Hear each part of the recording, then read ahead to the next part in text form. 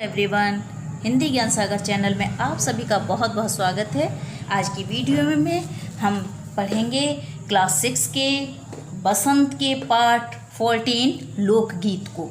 लोकगीत क्या होते हैं? लोकगीत जो आप लोगों ने सुने होंगे कि जैसे घर में ढोलक पर जो हम गाने सुनते हैं, जो देवी के हम जब व्रत रखते हैं नवरात्रि, तो उसमें हम छंद गाते हैं, या फिर शादियां होती हैं उस समय जो गीत गाए जाते हैं वो सब क्या होते हैं? लोकगीत होते हैं। तो यह पाठ लोकगीत पाठ एक निबंध है और इसमें लेखक ने लोकगीत की उत्पत्ति, विकास और महत्व को बड़े ही विस्तार से समझाया है। लोकगीत दरअसल जनता का संगीत है और लोकगीत अपनी लोच कहते हैं लचीलेपन को, लोच, ताजगी और लोकप्रियता के कारण शास्त्रीय संगीत से अलग होता है। और ये गीत लोकगीत ज़्यादातर त्योहार और विशेष अवसर पर ही गाए जाते हैं और इन्हें साधारण ढोलक, झांझ, करताल, बांसुरी आदि वाद्य यंत्रों की मदद से गाया जाता है। पहले ये शास्त्रीय संगीत से खराब समझा जाता था, परंतु बदलते समय ने लोकगीत और लोक साहित्य को उच्च स्थान दिया है। लोकगीत कई प्रकार के होते हैं, जैसे आदिवासी, मध्य प्रदेश, दक्कन, छोटा नागपुर में और मुंडा, भील, संथाल आदि क्षेत्रों में जो आदिवासी फैले हुए हैं, इनके संगीत भी बड़े ही ओजस्वी और सजीव होते हैं। इसी प्रकार पहाड़ियों के गीत भिन्न भिन्न रूपों में होते हैं, जैसे गढ़वाल, किन्नौर, कांगड़ा आदि के अपने अपने गीत हैं, यानी हर जगह के अपने अपने गीत हैं, तो उन्हें लोकगीत कहा जाता है। अपने अपने प्रांत के गीतों का होना लोकगीत। अब जैसे चेता, कजरी, बारहमासा, सावन आदि के लोकगीत कहाँ गाए जाते हैं? मिर्ज़ापुर, बनारस, उत्तर प्रदेश के पूर्वी और बिहार के पश्चिमी जिलों में गाए जाते हैं। इसी प्रकार राजस्थान में ढोला मारू लोकगीत बड़े ही चाव से गाए जाते हैं। पंजाब में माहिया, हीर रांझा, सोहनी महिवाल संबंधी गीत गाए जाते हैं। तो इस प्रकार ये लोकगीत कल्पना पर आधारित नहीं होते हैं, बल्कि ये देहाती जीवन के रोजमर्रा के विषय पर आधारित होते हैं। ठीक है, तो अब शुरुआत करते हैं। और ये ज़्यादातर हमारे देश में स्त्रियों द्वारा गाए जाने वाले लोकगीतों की संख्या ज़्यादा है, क्योंकि रचना वे ही करती हैं। भारत के लोकगीत अन्य देशों से भिन्न हैं, क्योंकि अन्य देशों में स्त्रियों के गीत मर्द से अलग नहीं होते, लेकिन हमारे यहाँ बड़े अवसरों पर गीत गाए जाते हैं। आइए इन सब की ये सब बातें अब हम करेंगे इस चैप्टर में और पढ़ते हैं लोकगीत पाठ। तो लोकगीत अपनी लोच, ताजगी और लोकप्रियता में शास्त्रीय संगीत से भिन्न है। लोकगीत सीधे जनता के संगीत हैं, घर, गांव और नगर की जनता के गीत हैं। इनके लिए साधना की जरूरत नहीं होती, यानी तपस्या की जरूरत नहीं होती। त्योहारों और विशेष अवसरों पर ये गाए जाते हैं। त्योहार जैसे होली के गीत हो गए, दीपावली के, नवरात्रि के, है ना, तो इस तरीके के सदा से ये गाए जाते रहे हैं। और इनके रचने वाले भी अधिकतर गांव के लोग ही होते हैं और स्त्रियों ने भी इनकी रचना में विशेष भाग लिया है। ये गीत बाजों की मदद के बिना ही साधारण ढोलक, झांझ कहते हैं, दो कांसे की जो तश्तरियाँ सी होती हैं उन्हें मिलाकर बनाया जाता है। करताल तालियों को कहते हैं, बांसुरी आदि की मदद से गाए जाते हैं। एक समय था ये जब शास्त्रीय संगीत के सामने इनको हेय समझा जाता था। शास्त्रीय संगीत जैसे जो हम कजरी वगैरह जो गाते हैं, जिस पर कथक वगैरह होती हैं ना, डांस वगैरह जो नृत्य होती हैं, तो वो उनके सामने इन्हें पहले हीन समझा जाता था। अभी हाल तक इनकी बड़ी उपेक्षा की जाती रही, यानी इनकी कोई ज़्यादा ना भाव नहीं दिया जाता था। पर इधर साधारण जनता की ओर जो लोगों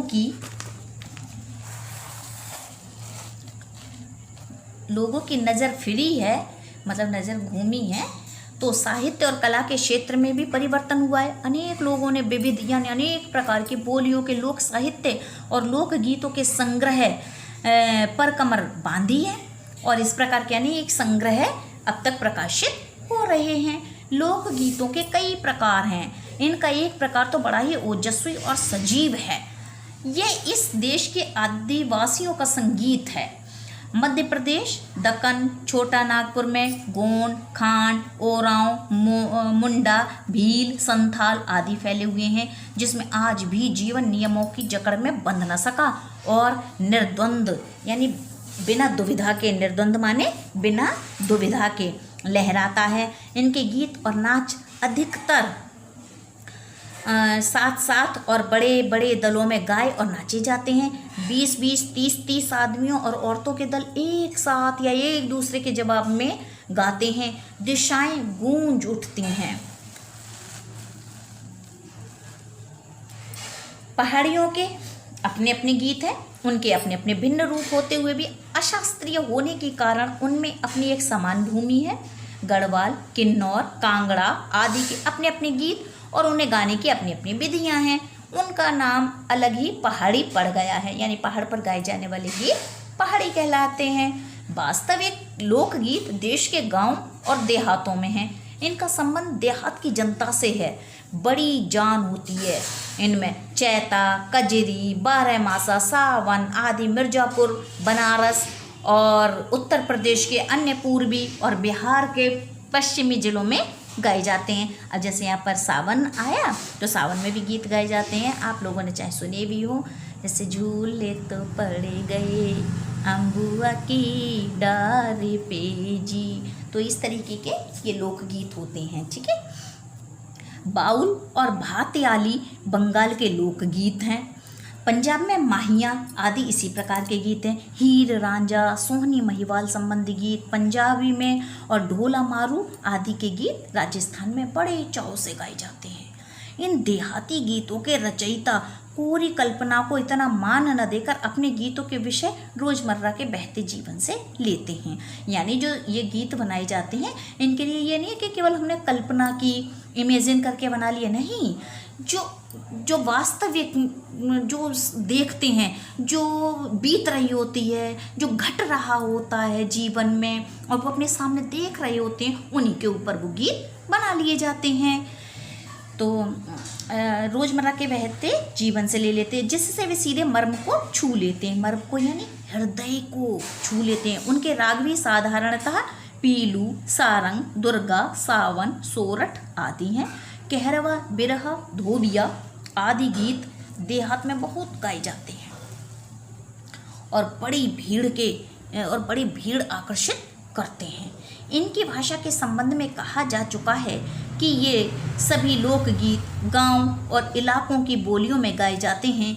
इसी कारण ये बड़े आह्लादकर यानी बड़े ही प्रसन्नता देने वाले और आनंददायक होते हैं। राग तो इन गीतों के आकर्षक होते ही हैं, आकर्षक खूबसूरत ना। इनकी समझी जा सकने वाली भाषा भी इनकी सफलता का कारण है। आग के चारों ओर बैठे हुए हैं और ये झांझ बजाते हुए गीत गा रहे हैं। गांव देहात में इसी तरह का सीन देखने को मिल जाता। अब तो गांव के भी लोग शहर वालों की नकल करने लगे हैं, तो वो बात नहीं है, लेकिन पहले लोग इसी तरह से अपना समय बिताते थे। अब तो फ़ोन ने लोगों को इतना दूर कर दिया है। तो भोजपुरी में करीब 30-40 वर्षों में विदेशिया का प्रचार हुआ है। गाने वालों के अनेक समूह इन्हें गाते हुए देहात में फिरते हैं। यानी जो विदेशिया गीत गाते हैं वो अनेक समूहों में, ग्रुप में गाते हुए मतलब गांव में घूम घूम के गाते हैं। उधर के जिलों में विशेषकर बिहार में विदेशिया से बढ़कर दूसरे गाने लोकप्रिय नहीं हैं। इन गीतों में अधिकतर रसिक प्रियों और प्रियाओं की बात रहती है, परदेसी प्रेमी की, और इनसे करुणा और विरह का रस बरसता है। करुणा दया और विरह मतलब बिछड़ना, ठीक है बेटा, बरसता है। जंगल की जातियों आदि के भी दल गीत होते हैं जो अधिकतर बिरहा आदि में गाए जाते हैं। पुरुष एक और स्त्रियां दूसरी ओर एक दूसरे के जवाब में दल बांध कर गाते हैं और दिशाएं गुंजा देते हैं। पर इधर कुछ काल से इस प्रकार के दलीय गायन का हास हुआ है, यानी अब ये चीज़ कम हो गई है। एक दूसरे प्रकार के बड़े लोकप्रिय गाने आल्हा के हैं। आल्हा, अगर आप बच्चे हो, अगर आपने नहीं सुना होगा अपने बड़ों से पूछना। आल्हा तो बहुत ही लोकप्रिय गीत है। अधिकतर ये बुंदेलखंडी में गाए जाते हैं। आरंभ में तो इसका चंदेल राजाओं के राजकवि जगनिक से माना जाता है, जिसने आला उदल की वीरता का अपने महाकाव्य में व्याख्यान किया है, पर निश्चय ही उसके छंद को लेकर जनबोली में उसके विषय को दूसरे देहाती कवियों ने भी समय समय पर अपने आला बहुत ही अच्छी लगती है गीतों में उतारा। और ये गीत हमारे गांव में आज भी बहुत ही प्रेम से गाए जाते हैं। इन्हें गाने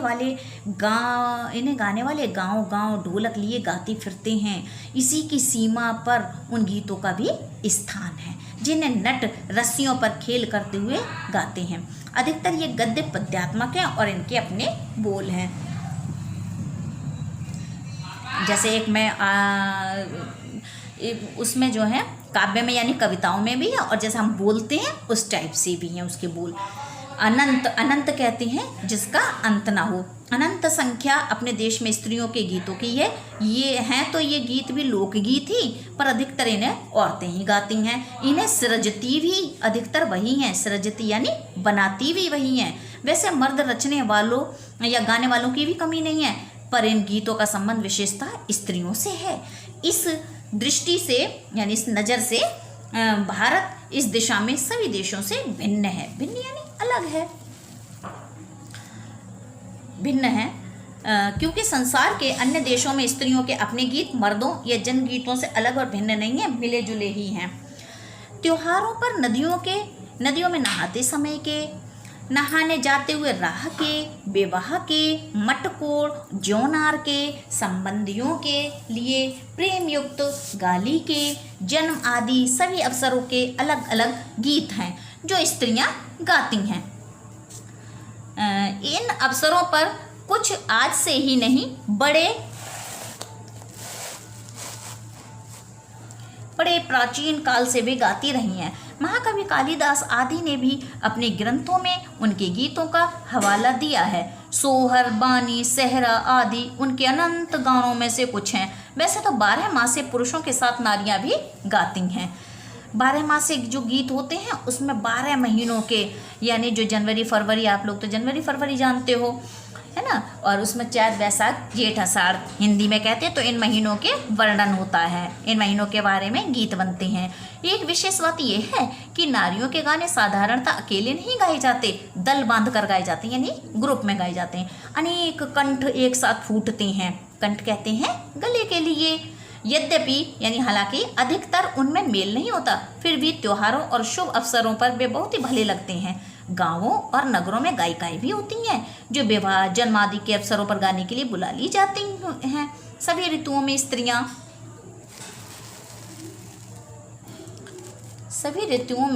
स्त्रियां उल्लसित होकर यानी बड़े प्रसन्न चित्त होकर दल बांधकर गाती हैं। पर होली, बरसात की कजरी आदि तो उनकी अपनी चीज़ है जो सुनते ही बनती है। पूरब की बोलियों में अधिकतर मैथिल कोकिल यानी जो मिथिला के कोयल विद्यापति एक कवि हुए हैं, बहुत ही प्रसिद्ध कवि हुए हैं, तो उनके गीत गाए जाते हैं। विद्यापति के और रचनाएं तो कई हैं, वैसे उनकी विद्यापति पदावली है, कीर्तिलता है, कीर्ति पताका है। तो उधर वो मिथिला बिहार के थे, तो उन्होंने मिथिला में ये जो बनाए गीत, तो उन्हें इसलिए मिथिला के कोयल के नाम से भी वो प्रसिद्ध हैं। पर सारे देश के कश्मीर से कन्याकुमारी, केरल तक और काठियावाड़, गुजरात, राजस्थान से उड़ीसा, आंध्र तक अपने अपने विद्यापति हैं। भाई उन्होंने तो अपने गीत बनाए, लेकिन जो जो गा रहे हैं सब अपने अपने विद्यापति हैं। स्त्रियां ढोलक की मदद से गाती हैं। अधिकतर उनके गाने के साथ साथ नाच का भी पुट होता है। गुजरात का एक प्रकार का दलीय गायन गरबा है, जिसे विशेष विधि से घेरे में घूम घूम कर औरतें गाती हैं।